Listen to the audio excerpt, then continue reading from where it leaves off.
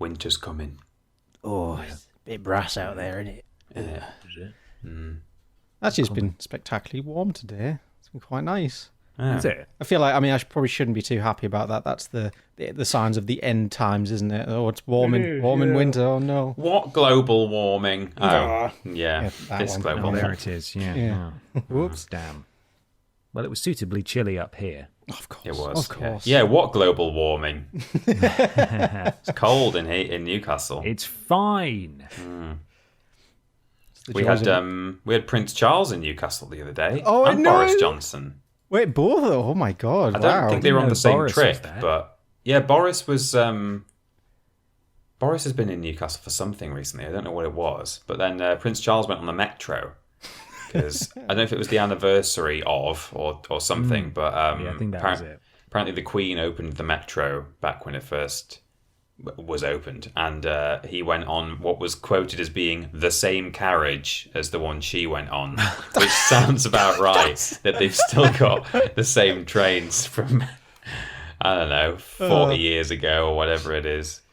Wouldn't be surprised. Yeah. God, imagine just some absolute Rajis at like Gateshead Stadium seeing him roll in. Well, there were a few get off the metro memes that people made. Yeah. Like the photo of Charles on the train, and then they just like put a thing against the window of get off the metro, which will mean nothing to about 98% of our listeners. But You need to. If you, it's like in parallel to Michael Jugson in kind of northeastern internet law. Is just search "get off the metro now." that's it. Get off the metro now. Yeah, it's urgent. You simply must. Oh, it's a quality bit of northern culture. You really get to breathe it all in with that. Premium. Just seeing Prince Charles sitting on one of the horrible metro seats in the video footage, I thought, like, did they get any special like anti-piss chemical to prepare for his arrival, or did they just let him, live like the common people? I think legally they're not allowed to tamper with the seat that the Queen sat on. So maybe it's the same one, just uncleaned for 30 years, Yes. however long it's been. Have you ever Still been got on the like? Queen's piss on it. Oh, lovely. Oh, Queen. Queen, you ever- come on. You ever go on like a school trip as a kid? You get one of those like grotty old coaches with like the really horrible seats, and if you slap When you the hit seats, them and the dust comes Yes, Oh, is that what you're about it to say? Yes. Yeah, you slap them and all the skin comes. Oh, like 20 years of farts and skin just Yeah. billow out. Oh god! and they've all got worst. ashtrays on the back of the seat in front of you as well. They're Just full of filled with gum. chewing gum. Yeah. Oh, for fuck's sake. Michael and I we had the same bus, I think. No, yeah, me too. I'm not saying it, but I also have been on that bus. Oh dear! Why are they all like that?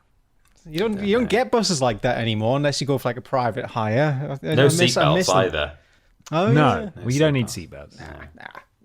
Our buses have You're got gonna USB die. ports and everything. Jesus, I miss the That's good old crazy. days of dusty Wi-Fi? seats.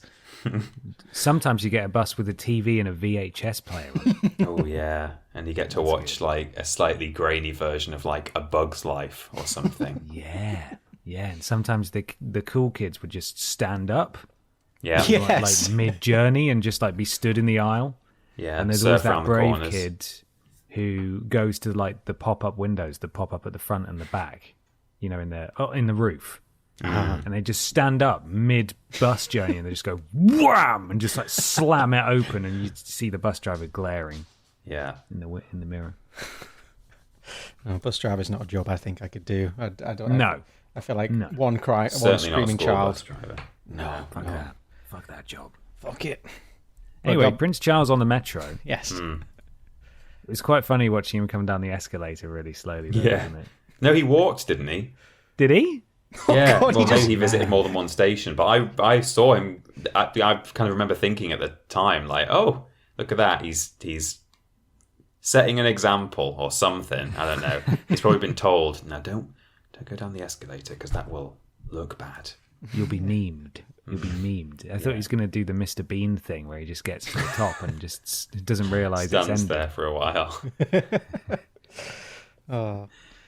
Excellent. Well, shall we start the podcast? Yeah. Go on then. Yeah, let's do it.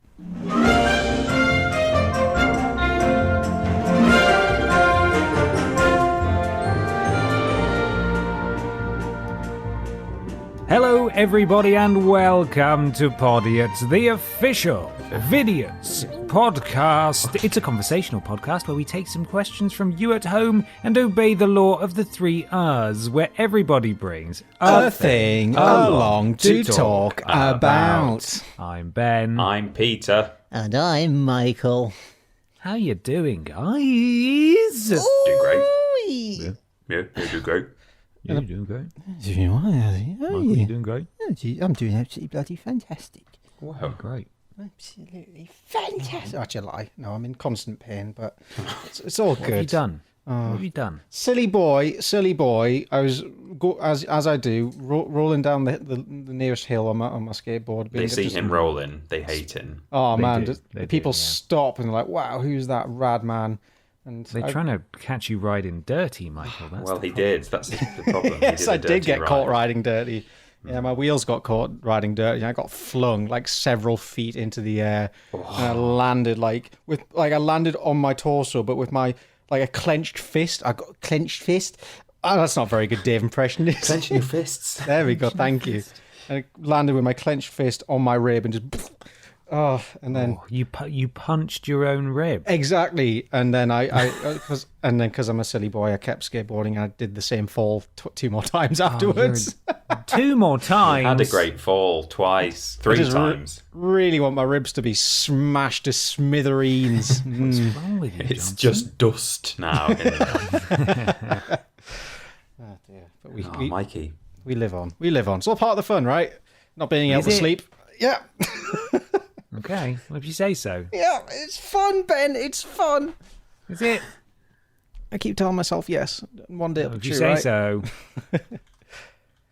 How are you both doing? very fun. Are you both? How are your ribs? Are you all intact?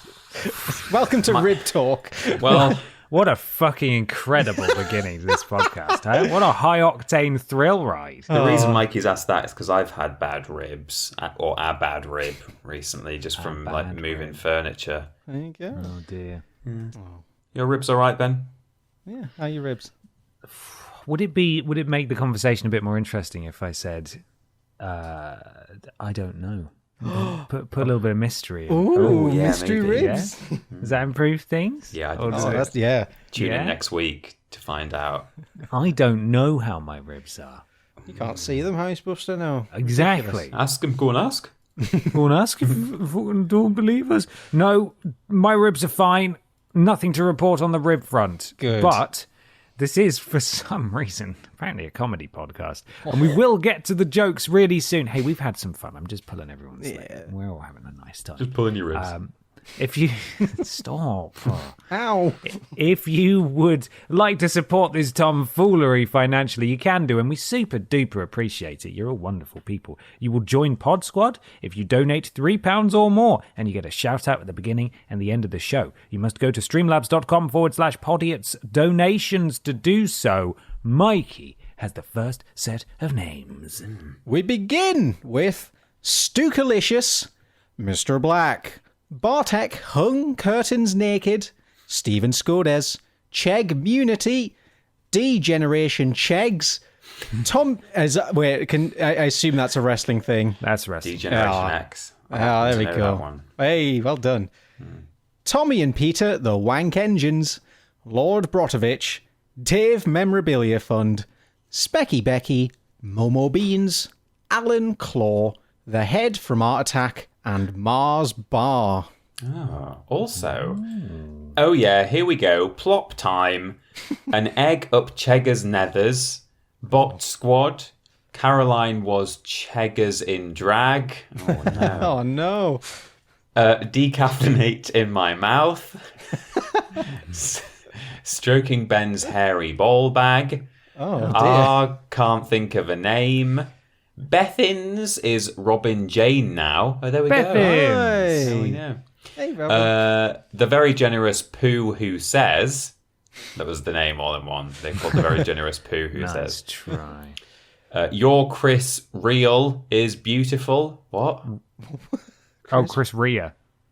Oh yeah, it's a Oh. capital I. I got mixed up. Yeah, your Chris Rea is beautiful. Prince Beefcakes, Sale You know it's all about the coom and Adam Pachiti's racist father. Oh, lovely.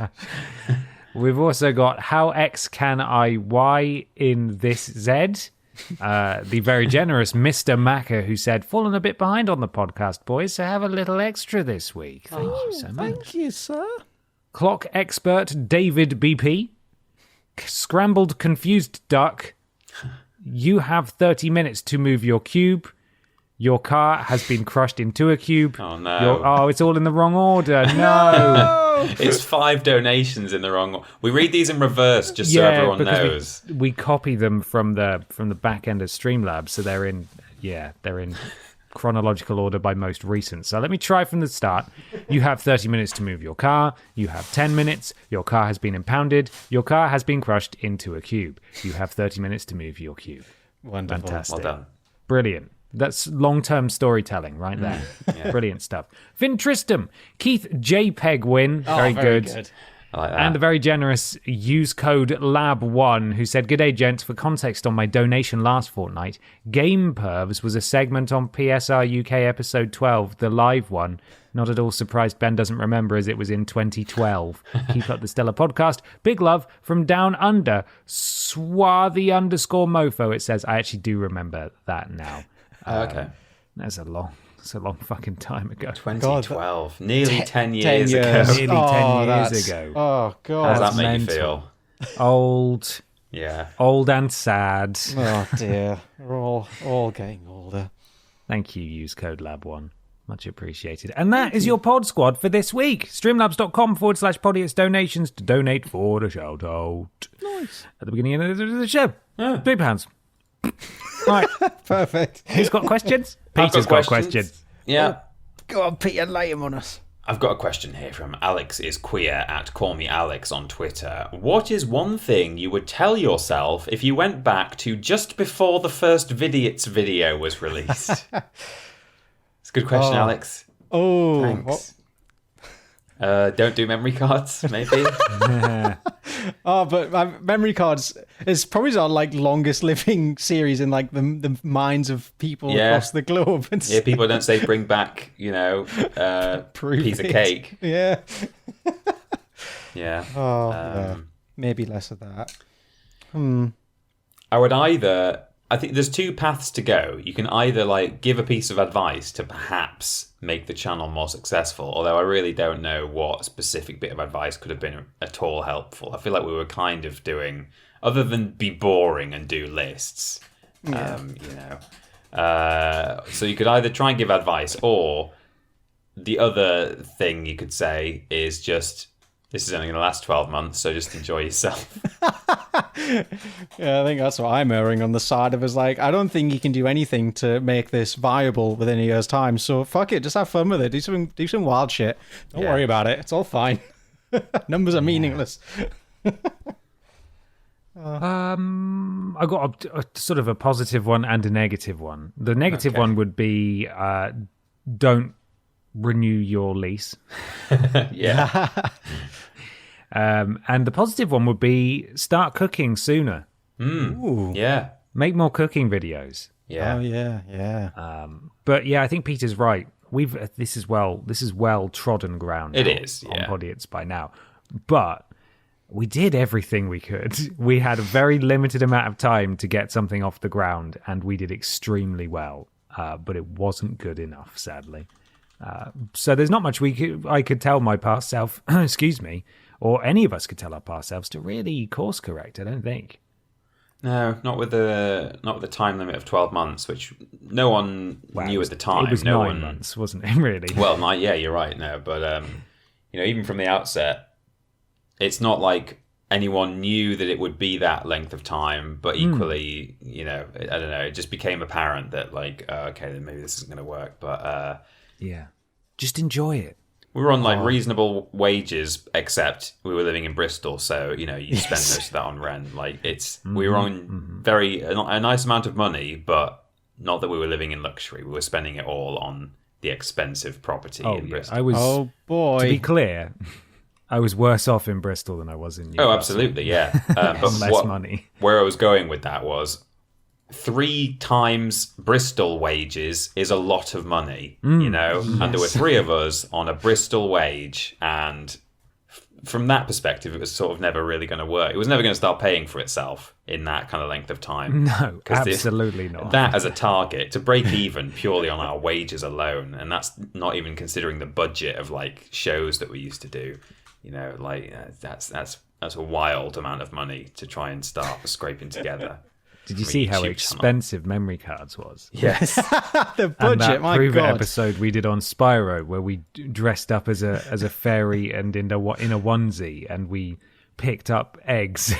Well, that's what I mean as well. Like, we had all these ideas of like big budget stuff that we would like to do, but we just weren't able to do it because we thought, well, it's going to make the channel even less viable if we start spending it's a hard sell, isn't it? $1,000 on a video. For months we wanted to buy an audio recorder for the podcast. I was like, oh, this is gonna really set us back, isn't it? It was, in hindsight, without pointing any fingers whatsoever, doomed to fail from the very beginning. So yes, I suppose the only real advice we could give ourselves was, this isn't going to last, so just have the nicest year you possibly can under the circumstances. Yeah, because I don't think we ended up really having much fun. I think the content I think is very fun, and when I look back on the stuff we made was fun. What we actually did in the office. None of us were in a particularly brilliant spot that year. I don't want to speak for you, Mikey, but I know I didn't have a great time.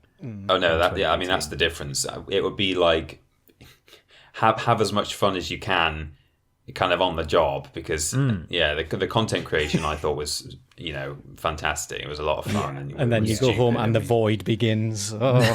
Yeah, the ground swallows you up as soon as it turns 5 p.m. or whatever it was. I look back. I know this wasn't the question, and we really have spiraled out, haven't we? I think we have, but I think therapist could probably read into this where this conversation has gone. I think people find it interesting, though. I think you're right. They do, but it's just, it was an interesting year where we got to do pretty much what we wanted, albeit with no real budget. And it's just, it was always going to end that way, I think, and it's just. I look back on that year fondly as I put more time between then and now. Yes. Because I forget I start to forget the less fun stuff. Yeah. And all I can look at is Michael nearly asphyxiating on his own laughter. Yeah, exactly. Like Little Britain DVD game. Yeah. It's a bit like how things in history get erased because there's no record of it. Like, there's no record of like various pre-Roman countries because the people who lived there didn't write anything down. And it's that kind of thing where like, Vidiots, that's where we spent an entire year laughing, isn't it? Isn't it? Isn't it? Because there's no evidence to the contrary. Apart from like a video where I say I'm going to be working remotely and a video where we say Peter's killed Vidiots. A video where the 3 of us say the channel will be, winding down in 3 months' time. Those are the only 2 little bits of evidence, really, that things aren't going well. It's such a fascinating sort of year in like, it's all there on the internet. There's just 12 months of videos that starts off slowly, ramps up to a lot of really weird shit, and then just slowly winds down. And then it's just Podiots after that. And anyone at any time in the future, as long as YouTube exists, can go and just experience 1 year's worth that's the funny thing. 3 idiots going kind of mad and then losing their jobs at the end of it. Yeah. People will tell us, like, I discovered Vidiots and I've just watched the year's worth of content. I've been slowly worked my way through it, and now I'm at Triple Jump, or now I'm watching Mikey's, Twitter content and stuff, And we literally are a TV show that got cancelled after the first season. Like, Yeah, that's our legacy. All of us went through growth and change. Yeah. And, it really was, I know we say jokingly that it was sort of children's TV, but we can say cunt. Yes. But, you know, ignoring the fact that it's lots of different shows and lots of separate videos, it really was just sort of a season one of a variety show that never went anywhere. Yes. But for some reason built an audience in that time. People who actually liked it, which was nice. I sometimes and who will think remember that it fondly. when I see like a clip on Twitter of Dick and Dom in the bungalow, which the algorithm shows me whenever there's a clip of Dick and Dom, it shows it to me.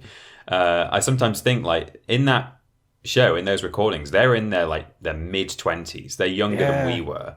And sometimes I watch that and I'm like, oh man, imagine doing that in your 20s, like just having that job. And I do sort of think like, all right, the budget was very much different. But Vidiots, you know, we kind of had something like that with Vidiots, and that's something to be proud of and something to like look back on fondly and think, you know, like we were in our 20s and we had 12 months of like making genuinely entertaining content. And I really like as well, actually, when you go back and watch a Vidiots video, seeing the Tell Your Friends clips at the beginning, seeing all these different people. So many of those. Yeah, we have so many we never used as well because we just ran out of employment. Ran out of time to make videos. Oops, no wage. But you're seeing all the people that, you know, the content touched as well is a nice thing. Yeah. Yeah.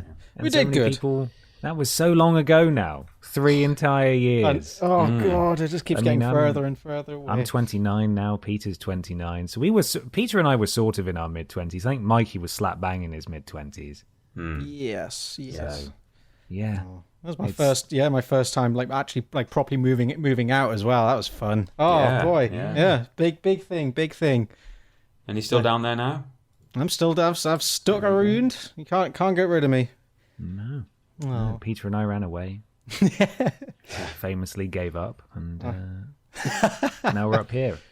Well, in hindsight, I'm sorry to have started our comedy podcast with that topic, but I mean, I've got a thing that could bring us right back up. Not that was a sad conversation. It wasn't, but it wasn't a comedy conversation. It was a more I suppose not. frank, forthright. Oh yeah, this is how things were. Yeah. Francis conversation. Yeah. Yes. Go on then, Ben. Give us a thing. Okay, well, here's my thing. Is it The Onion or is it real time? I've got 5 news stories here. Some of them might be real. Some of them might be from satirical news website The Onion. It's up to you guys to decide which is real and which is fake. Are you ready? Oh, yes. Boy, am I. I'm going to go headline by headline. First headline. Daniel Craig says he goes to gay bars to avoid fights at straight venues. Okay. Oh, I love just referring to places as straight venues. What is and isn't a straight venue in the pantheon of places? Is Starbucks a straight venue? I don't know.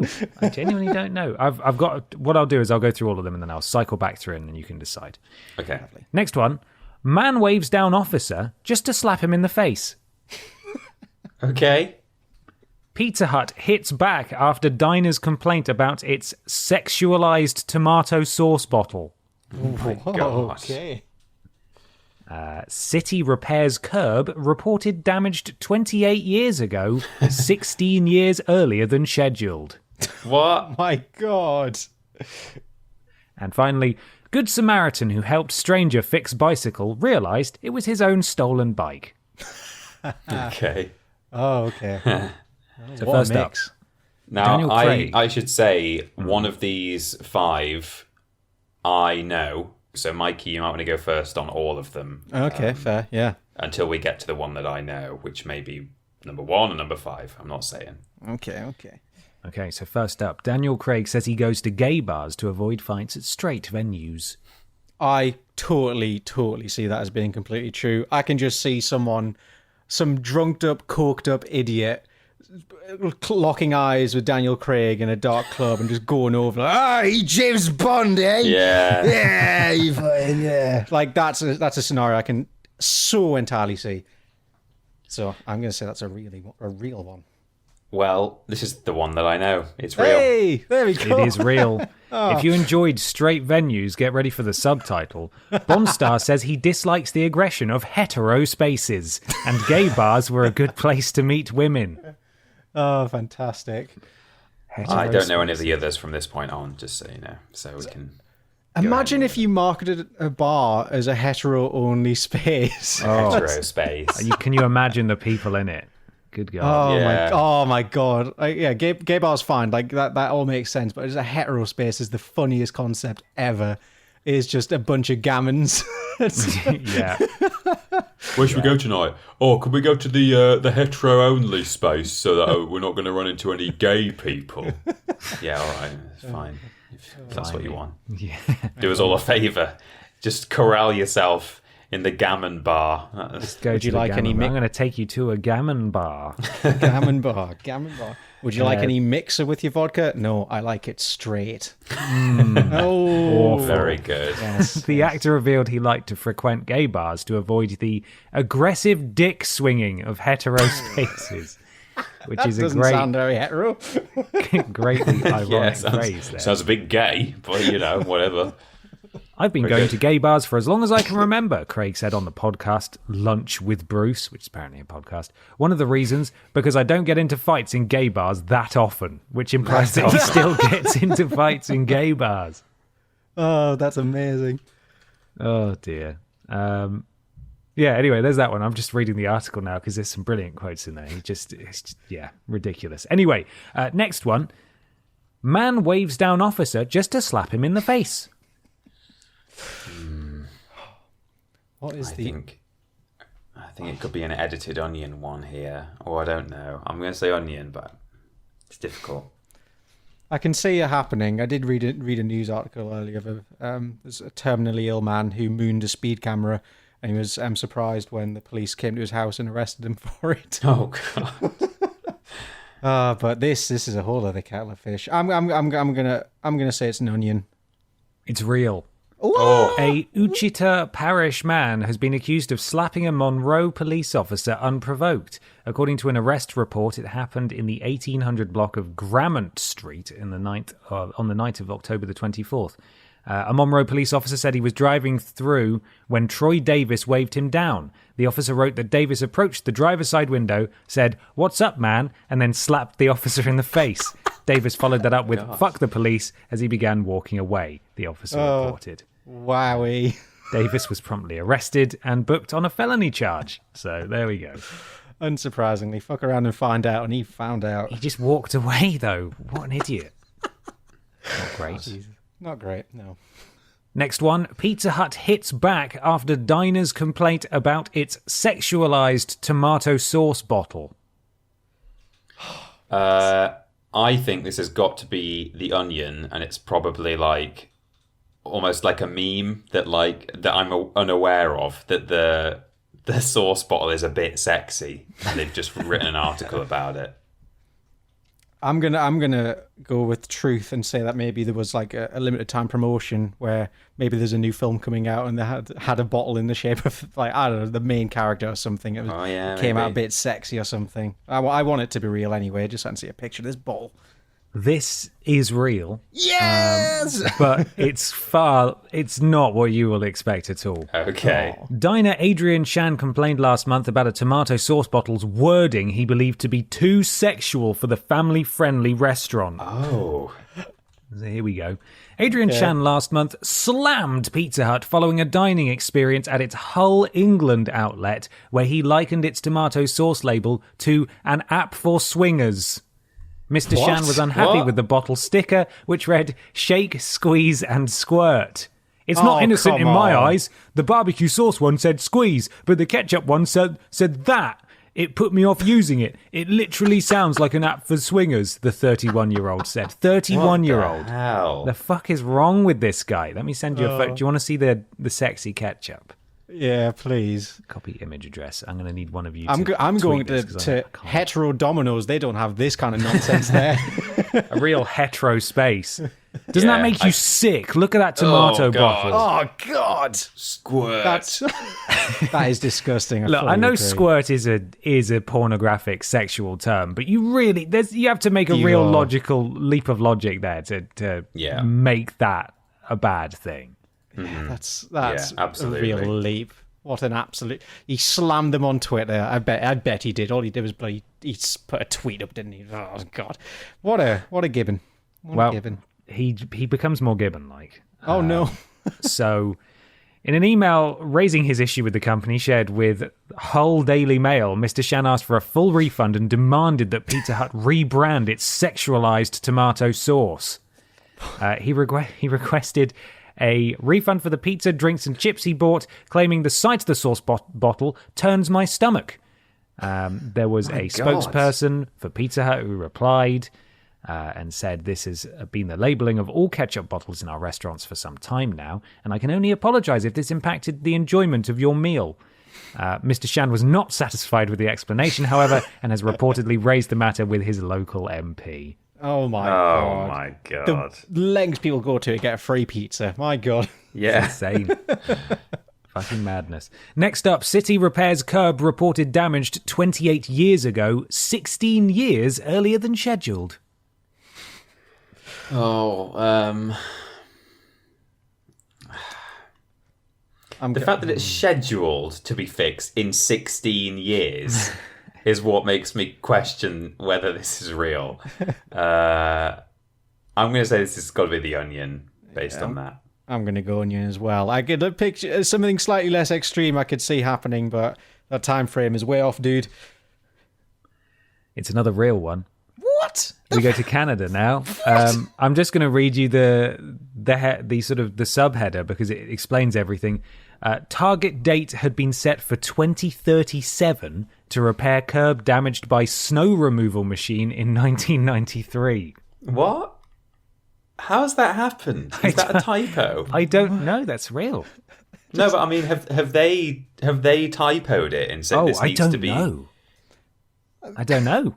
Maybe it's someone's last day and it's like, let's make like a big pile of work for whoever's here in 50 years' time. Yeah.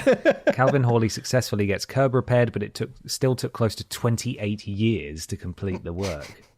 Wow. And it wasn't that's due amazing. for another 16. Look at that. Ridiculous. Getting shit done. Well done, Manitoba. Proud of you.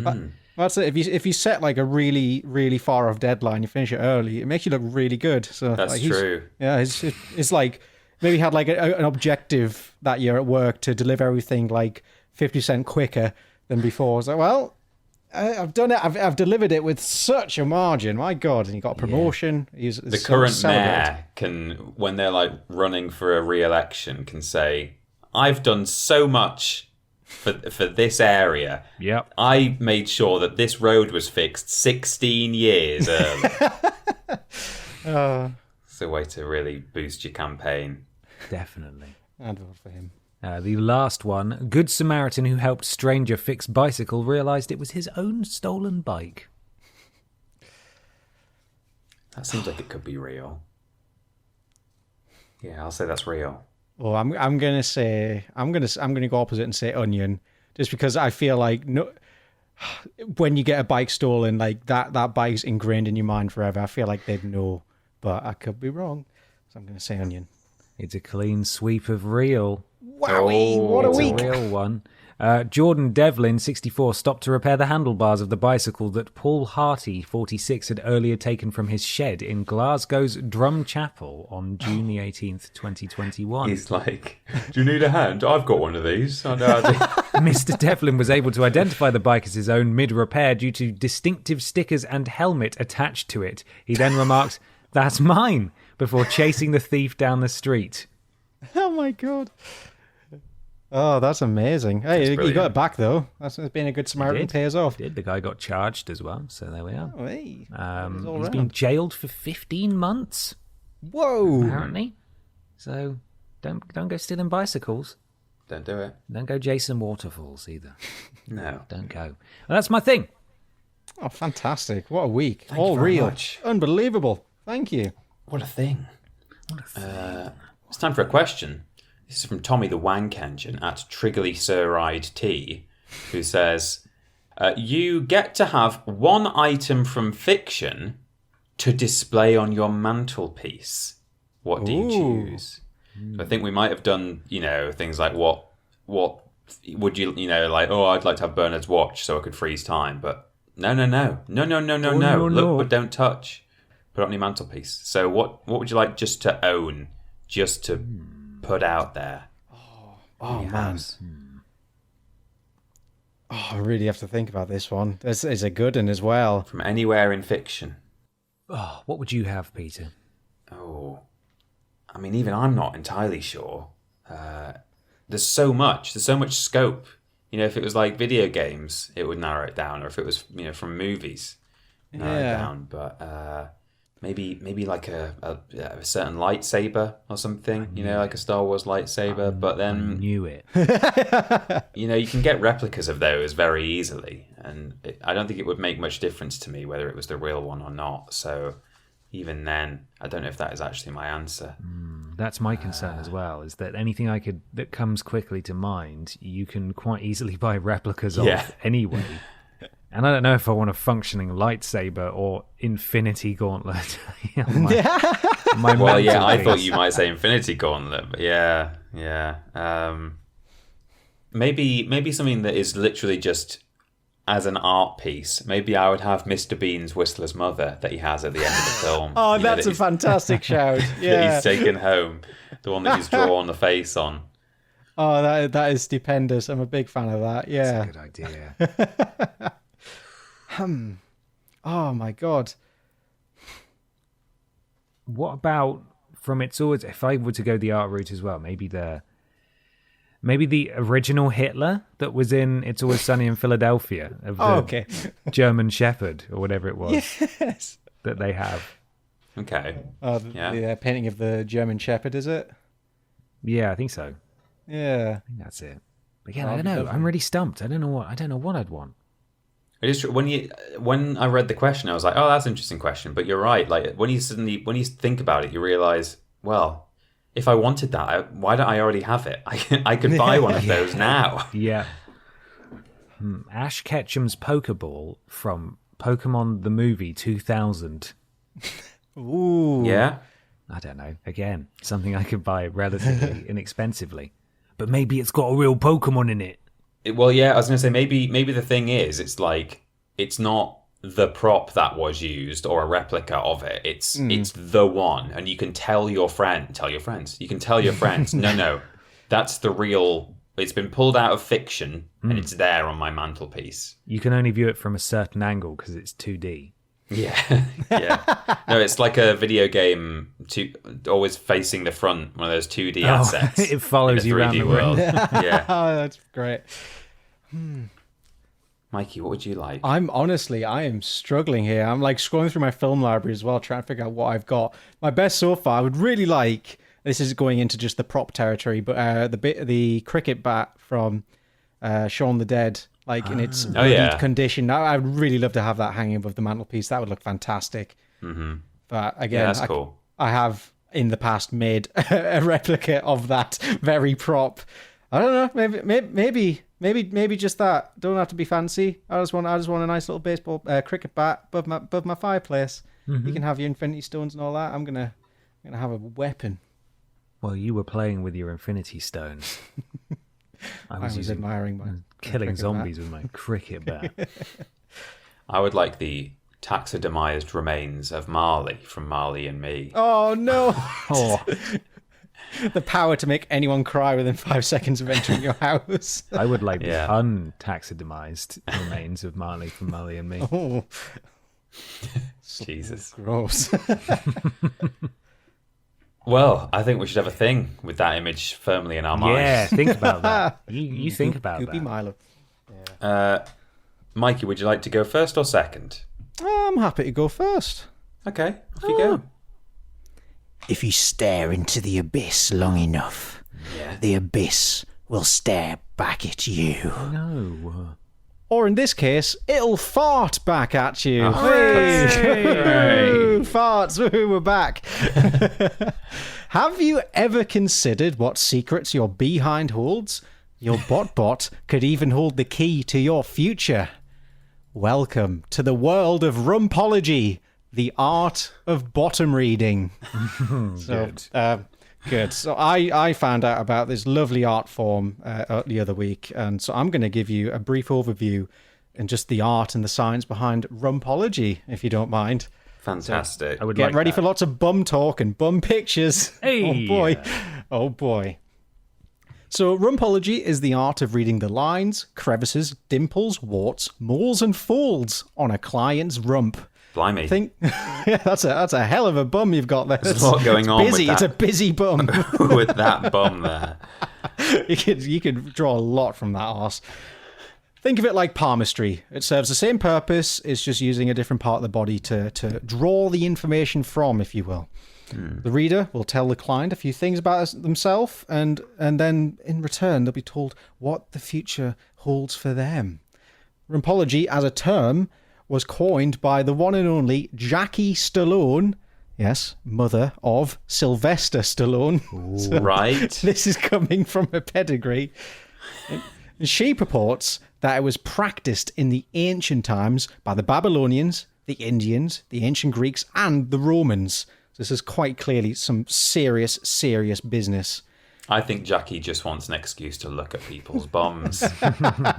Oh boy, you do get a look at some. Yeah, well, we'll get into that because oh boy, there's a whole thing there.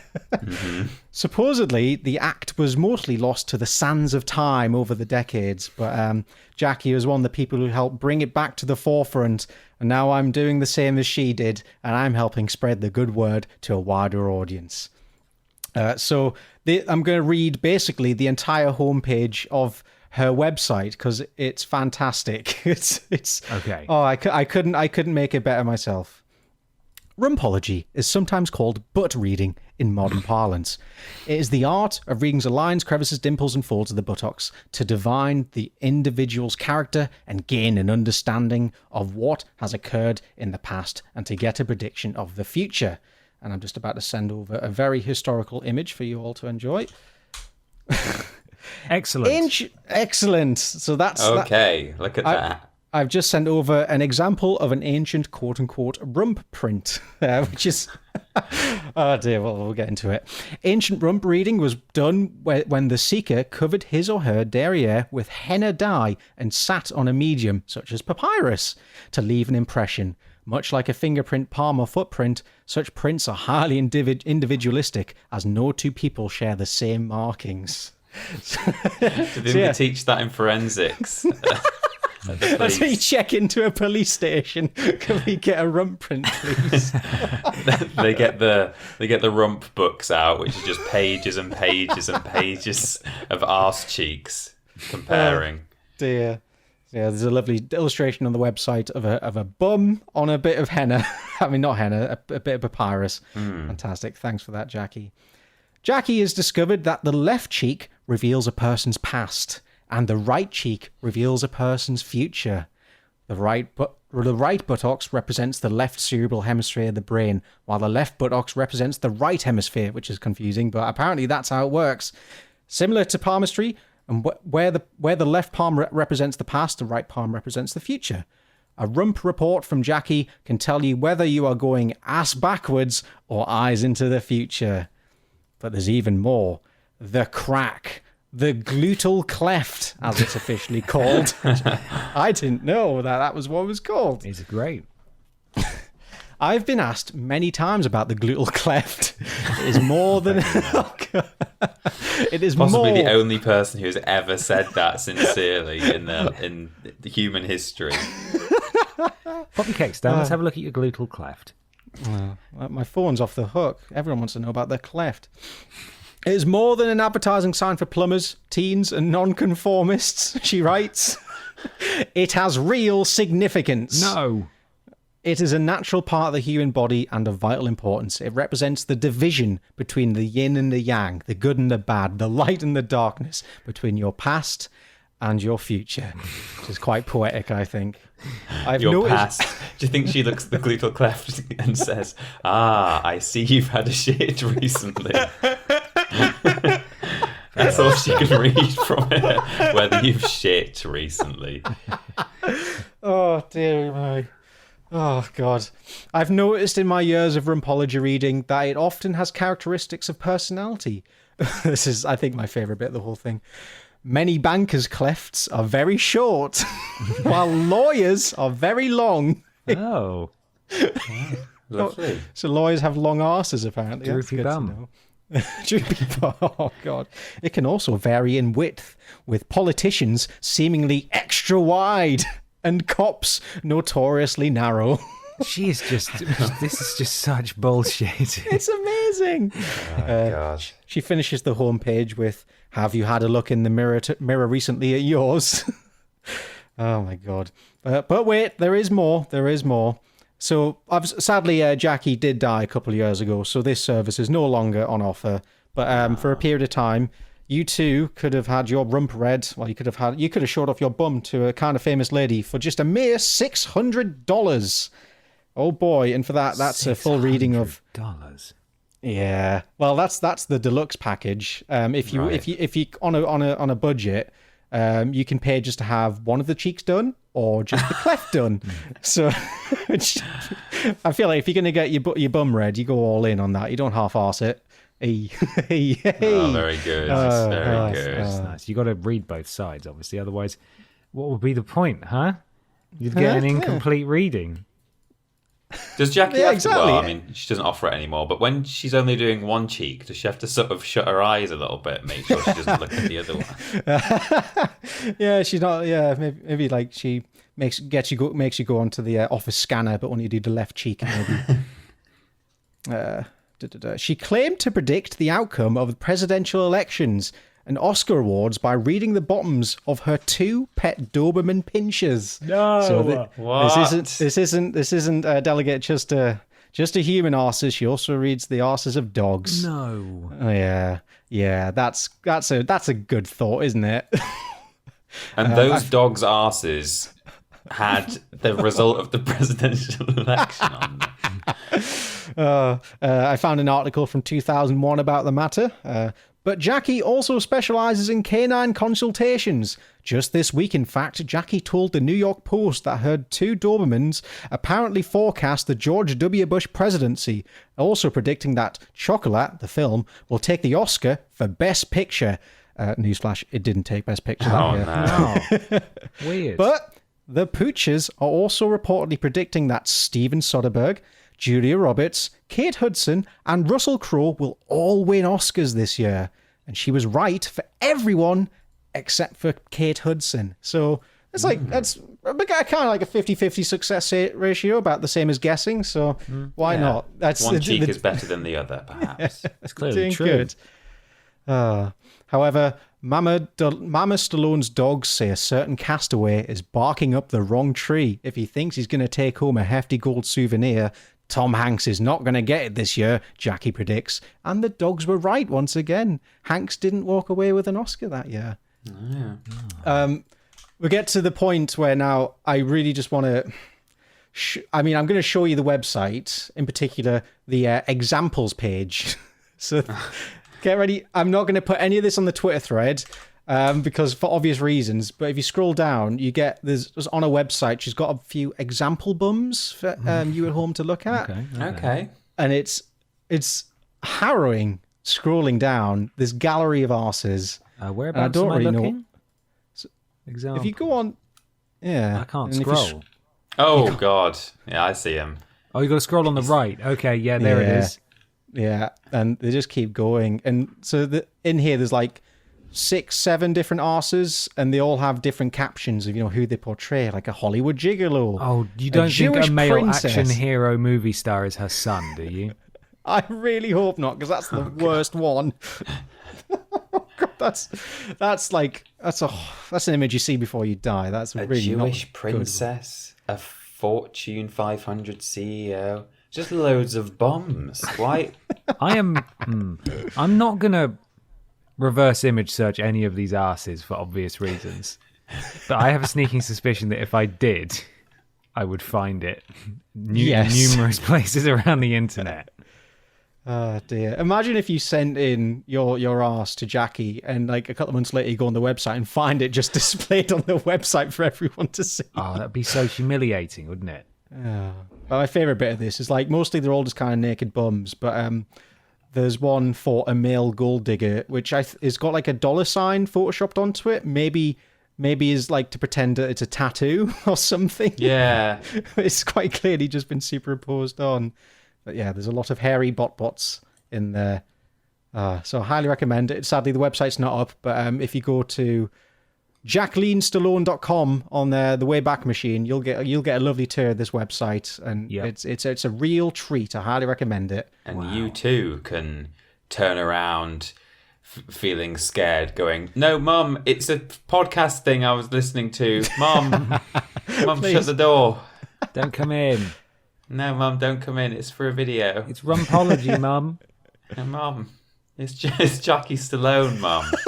It's fine. Son of Sylvester.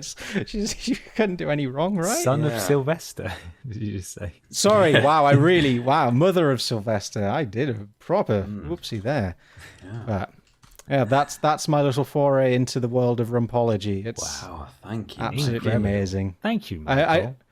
I really wanted to try and find an actual guide on how to read a rump, hoping there'd be some guidance, but obviously, much like palm reading, is fucking you make it up on the spot with what you know about the client. Yeah. Wait, no, we're not done yet. I'm just remembering one sentence which actually does give a little bit of insight into the practice. Hold on. Yeah, so there was so Jackie wasn't the only rumpologist. There was a German blind rumpologist named Ulf Buck. He said that an apple-shaped muscular bottom indicates someone who is charismatic, dynamic, very confident, and often creative, a person who enjoys life. And a pear-shaped bottom suggests someone very steadfast, patient, and down to earth. And so that's about as much as is publicly available on how to read an arse. So do with that as you wish. Wonder how do you think we can? I mean, you talk about reverse image search, Ben. Do you think there's a way? I mean, Dave Benson Phillips, and I quote, says a lot of famous arses have sat on this toilet seat. Man. Do you think there's some kind of fingerprinting method we can do and get carbon dating and get the fortunes of some famous people? We don't know who, but we might be able to work it out. Maybe I'll find. I think there's still a few rumpologists around. God, this is weird, but we do have that picture of Dave's arse from that time we tweeted it. Rumpologists. Near me. Yeah. Hang on. Near me. There's a video of a rumpologist reading Kim Kardashian's bottom. Oh, look at that. Oh, Psychic Sam, the UK's only rumpologist. The UK's only. Wow. Oh. Yeah, Psychic Sam, clairvoyant Psychic Sam has found nationwide fame as the UK's only rumpologist, which means she can take readings from people's rear ends. How much is it, do you think? Should we find out? Yeah, I'm on a website right now trying to figure that out. I might email her and ask. Yeah, I think you should. If someone needs a bum reading, it's you, Michael. Yeah, absolutely. I really want to see. Oh, God. All right, I'll send an email and I'll let you know how I get on with that. There's some real occupational hazards being a bum reader for certain people, you know. Mikey's bum reader really needs to take some precautions. There's going to be a lot of accidental farts in rumpology. Yeah, it's all part of it, though, isn't it? Yeah. Oh, dear. Sure. Wow. Yeah. Thank you, Michael. That's all Thank you, Mikey. That was fascinating. Absolutely. Fascinating. Fascinating. Right, we've got a question here from Darius Owen Canning at Darius Canning, who says, "What dinner do you miss from living with your parents? Is there some recipe or dish they made you that you just can't replicate? Just never quite as good as Mama?" Thank you, Darius. Nice. I mean, I was saying today, actually, at the office, that everyone's mums make the best roast potatoes. Yes, they do. Don't they? You know, it doesn't matter. I've asked my mum how she makes roast potatoes, and it doesn't matter if I follow it to the letter. It's not the same. No, you know? Is that mother's touch? Yeah. Yeah. Oh.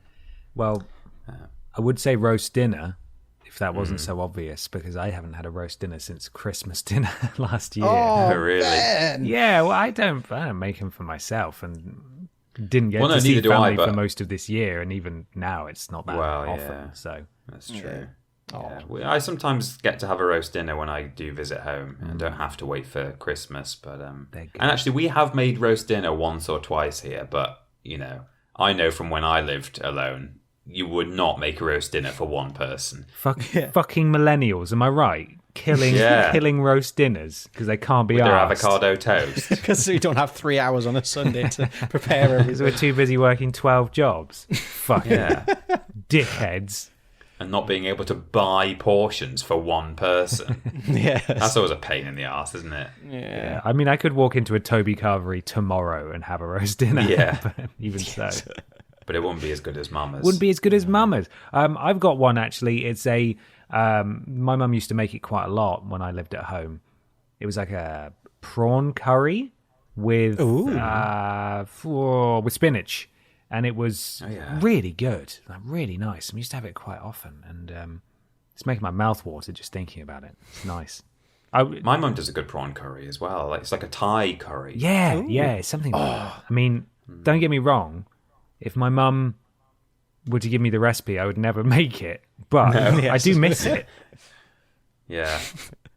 And in a similar vein, I mean, this is something I could very, very easily make myself. But mince and dumplings, it's just not in my repertoire of dishes I make. But it's easy as hell to make. It's just mince in a sauce with dumpling dough, cook it up for a little while, bam, that's it. That's all it is. But I've just never bothered to make it since moving out, and I think about it quite often as well. Nice. Sometimes it's just, I think it tastes nicer if someone's made it for you as well. Like, I know some people say, oh, it tastes nicer if you make it yourself because, you know, you've got the satisfaction. But, like, there's something about when I cook a steak for myself, it's just like, it's nice, it's fine. And that doesn't happen very often, I hasten to add. I'm not buying steak every week. When it's steak day. When it's steak day. Every other day is steak day in this house. But, you know, on the odd occasion I might, you know, it might be on offer or something, I have a steak.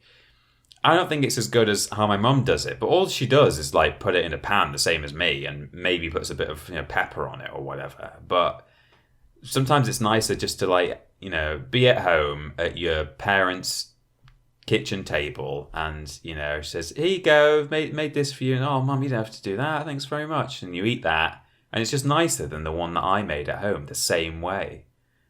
Yeah, no, I totally agree. As someone who makes all of his own meals, it's nowhere near as exciting or enjoyable. I was recently at my grandparents' house, and there was oven pizza made, and it was, you know, it was just oven pizza. It's so much nicer than any pizza I've had recently. Yeah. The best pizza I've ever had. It was incredible.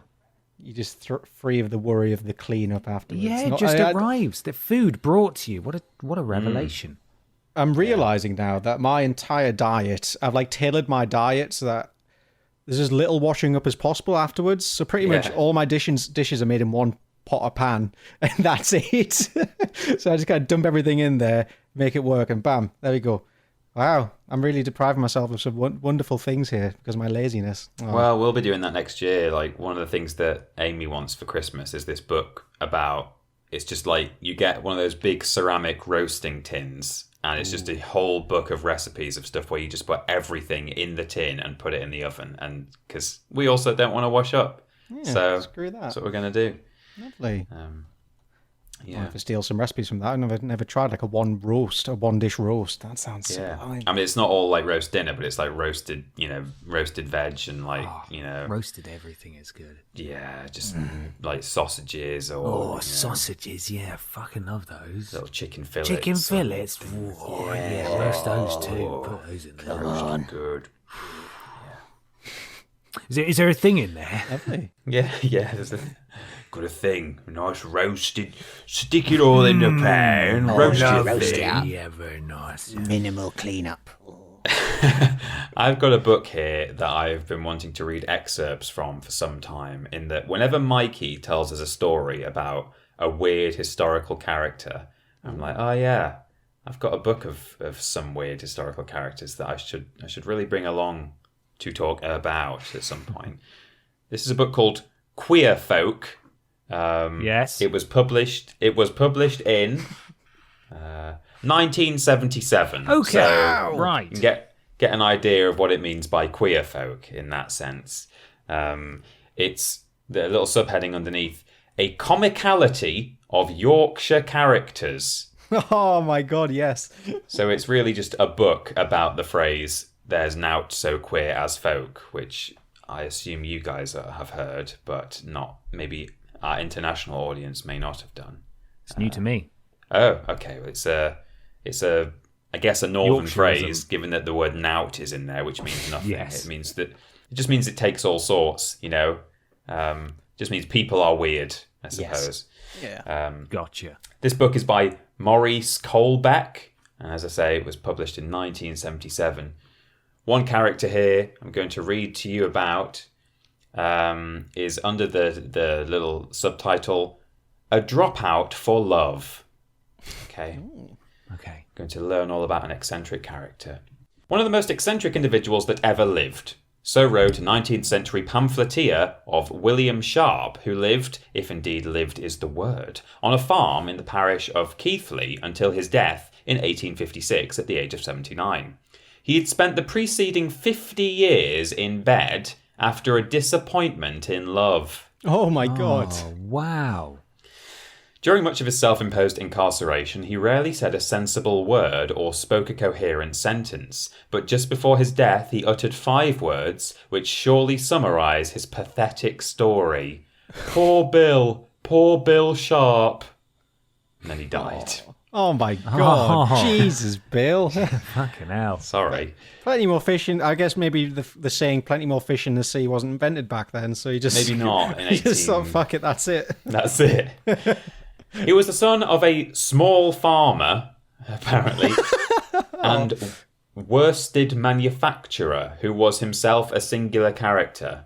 It's a bit, as I say, written in the 70s, a bit hard to read sometimes. He lived at the strangely named Worlds, one of 2 farms, the other one was called Sheepholes, bought from the profits of his business.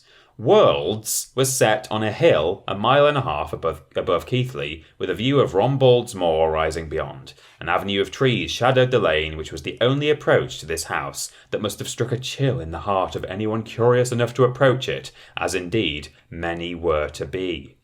William's father, perhaps because he was miserly, was far from poor, and so fair game for those less affluent. Old 3-laps, they called him, because when his tailor complained that the cloth Sharp had given him to make a suit would not run the usual 4 coat-tails, he stammered characteristically, "Well, mark it with 3 laps or anyway." I don't know what that means. Okay. And poor Bill, his son, though he may have done nothing to deserve it, inherited the nickname along with some of his father's other strange habits, which included peeping from behind walls at visitors to the house while out shooting over his grounds, as if he feared to be seen and involved in the expense of entertaining.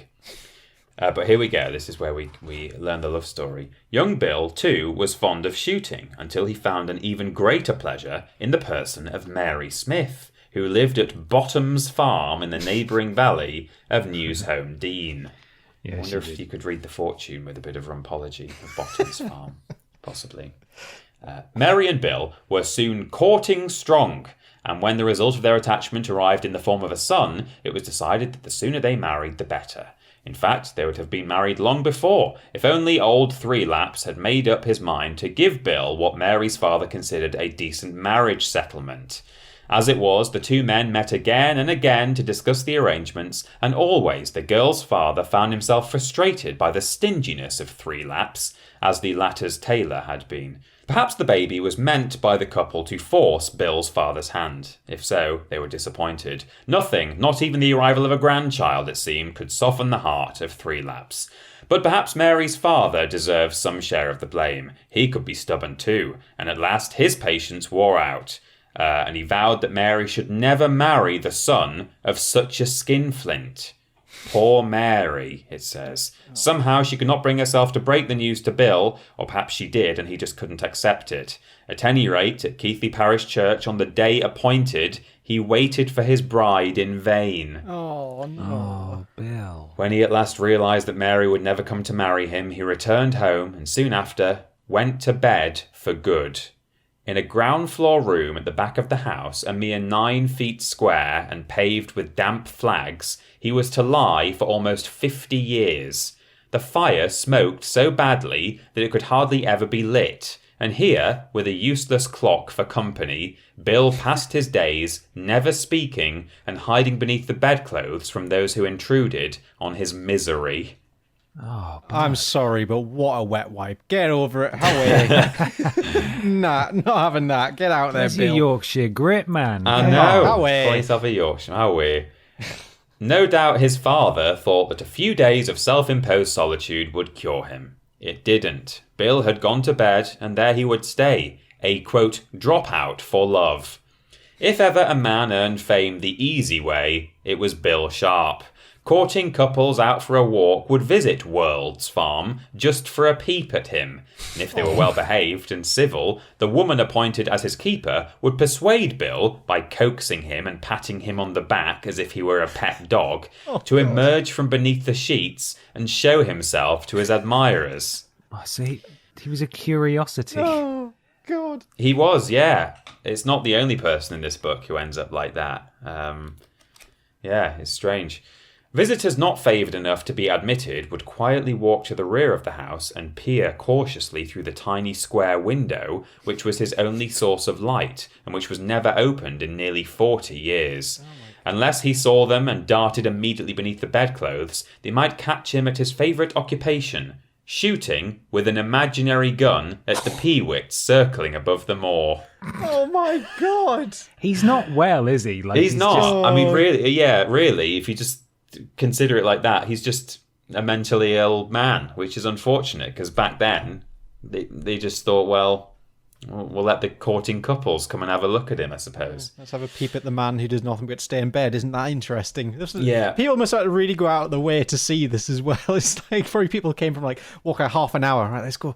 This is a big Sunday Let's go see walk. the bed man Yeah, let's go see See him. the sad, sad man. shooting the birds with his ghost gun. Oh, Years passed. The couples who had peeped at him while out courting eventually married themselves. Their children grew up, and they too, while taking the air, would visit Worlds for a glimpse of three laps, now white-headed and white-bearded, and with a leg permanently bent through his habit of lying with one knee raised.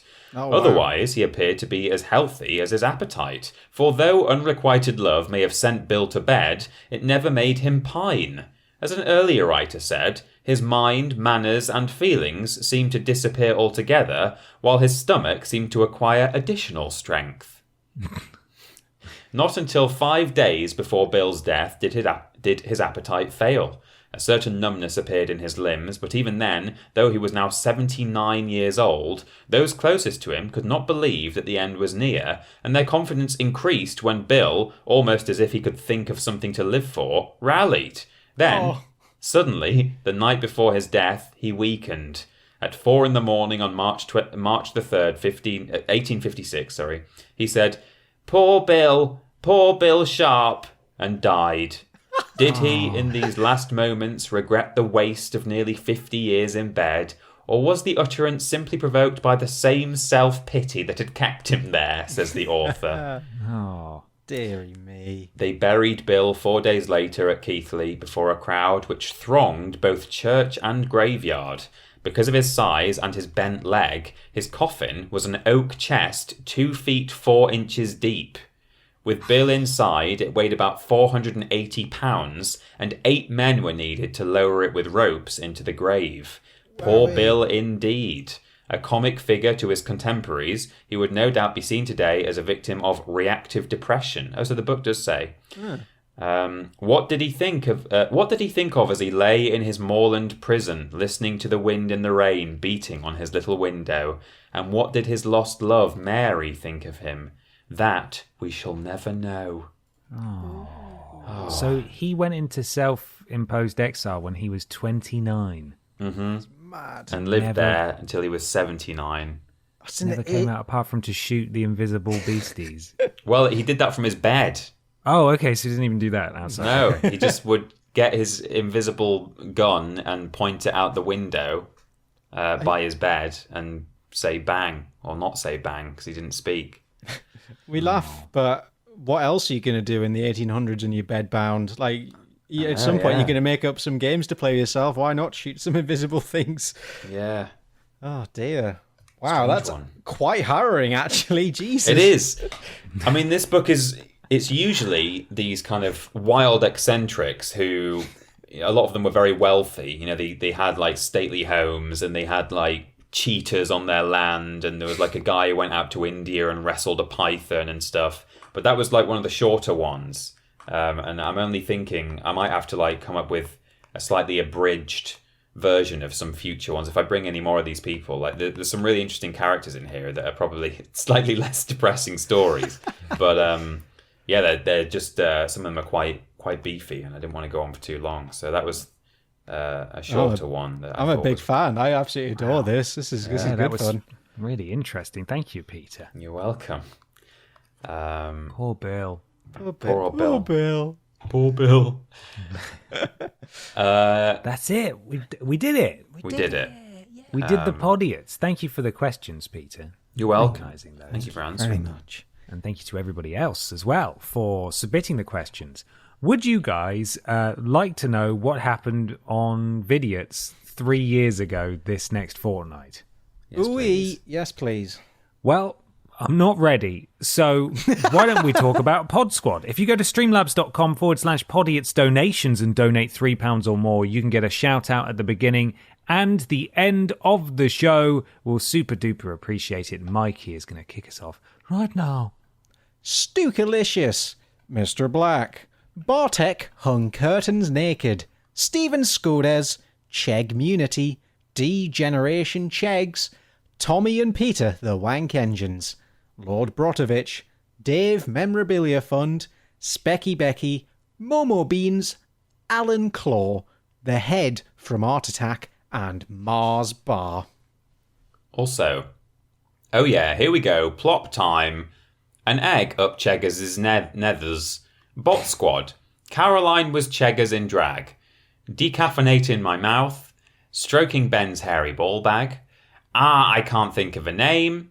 Bethins is Robin Jane now. A very generous poo who says, your Chris Rhea is beautiful. Prince Beefcakes. Sale. You know it's all about the coom. And Adam Pachiti's racist father. And we also have How X Can I Y in This Z, the very generous Mr. Macker, thank you so much. Clock expert David BP, Scrambled Confused Duck. You have, oh God, here we go again. You have 30 minutes to move your car. You have 10 minutes. Your car has been impounded. Your car has been crushed into a cube. You have 30 minutes to move your cube.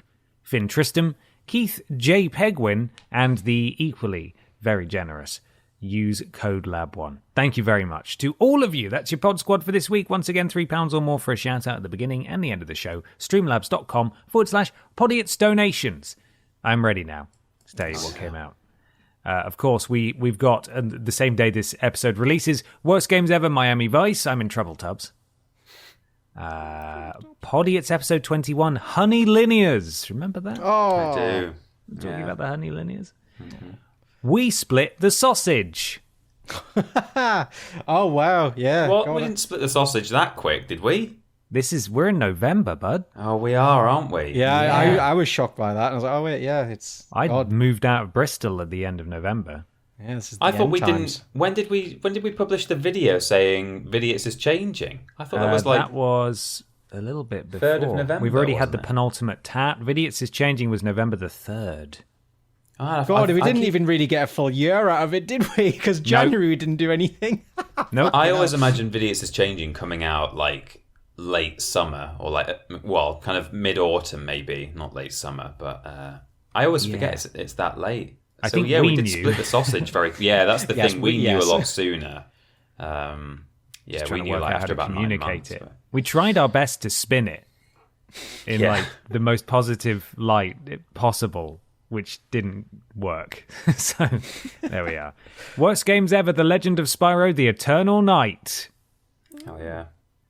The infamous Vidiots live Twitch stream Fallout 76 Disaster, where we streamed the main menu, and we were for quite a while the most viewed Fallout 76 stream on Twitch because the servers were down and everyone else was trying to get in, and we were apparently streaming it. Yeah, Let's that's see. At the time I didn't really know much about Twitch, and like someone in the office came over like, yeah, you had like thousands of views. I was like, oh cool. Like I Yeah, it didn't was realize really weird.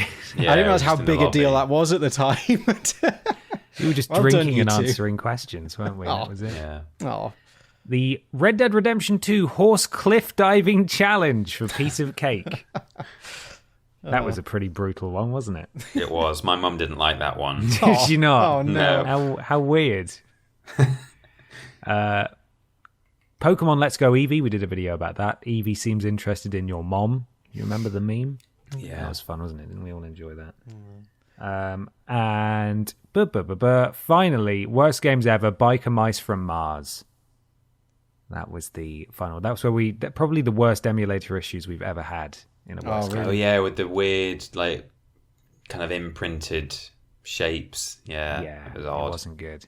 I tell you what, the next couple of episodes are going to be really sad because it's just going to be, like three Just occasional videos. worst games ever. Yeah, That's it. We're really winding down now. I mean, tweet us at Vidiots Official, which I will promote properly in a second. If you would like us to, from February or whenever we started, just do it again. Just go through yeah. the I year. think we should just go around again forever. Because I don't think we started right at the beginning of the year last time. Yeah, when did you no, start? but even if this? we did, we should just always do this. I think. Okay, we'll make it a habit. I should really just print out a screenshot or something and just... That would be way easier. Anyway, there we go. Store.yogscast.com. There's a store, isn't there, Michael? There's a store? There is a store, and in that store is some lovely, lovely Vidiots merch. We've got hoodie, we've got mug, we've got 2 mugs, and we've got shirts. What an absolute bounty! And that's it, because we don't have a discount code anymore.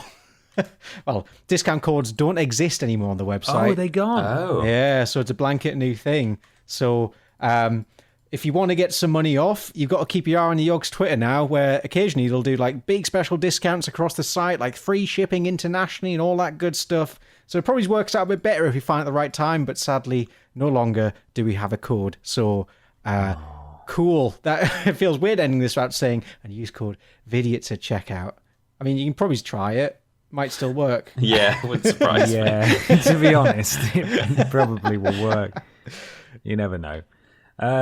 Twitter, YouTube, Facebook, all.com/Vidiots Vidiots Official. We also have twitch.tv/Vidiots Official. We've done Streamlabs. We've done What's on Vidiots this week. Mikey, where are you on the internet? At Parrotboy on Twitter is the best way to find me. That's where I put all of my gubbins. And at Parrotboy on Twitch. Okay, I haven't streamed in months, but as the winter nights start getting darker and the weather starts getting worse, I anticipate I will be streaming again some point soon. Sorry for the hiatus, everybody. Things happen. Things do happen. And Peter, where are we? We are over at Team Triple Jump on YouTube and Twitch, where we're putting out all kinds of content. Rules Boss is over there. Remember that guy? He's still hanging out. Remember him?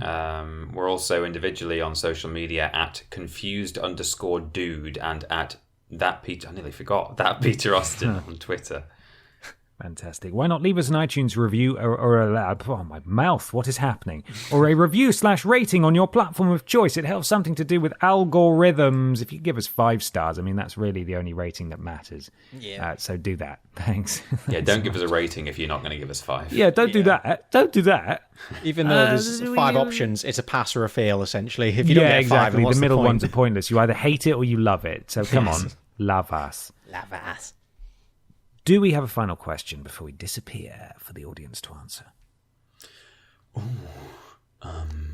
They might know what piece of fictional prop or real item should be on our mantelpieces. Yeah, they might have a much better answer than we did. Yeah. Let us know. Well, wonderful. Thanks so much for listening, everybody. We will catch you again next time. We are closing in on Crimble Timbles, as we call it in the industry. Let me have a look. So we got next fortnight's episode will be the 23rd. No, the 30th. And then we got the 14th. So likely our final episode will be on the 14th, I'd have thought, and then we'll take a little break. So you got 2 more episodes before the end of the year, and then we'll be back in January, but we'll let you know next episode what's going on. Yeah. Nice. Right, look after yourself, everyone. Well, take care. Well, bye. Bye then. Bye. Bye.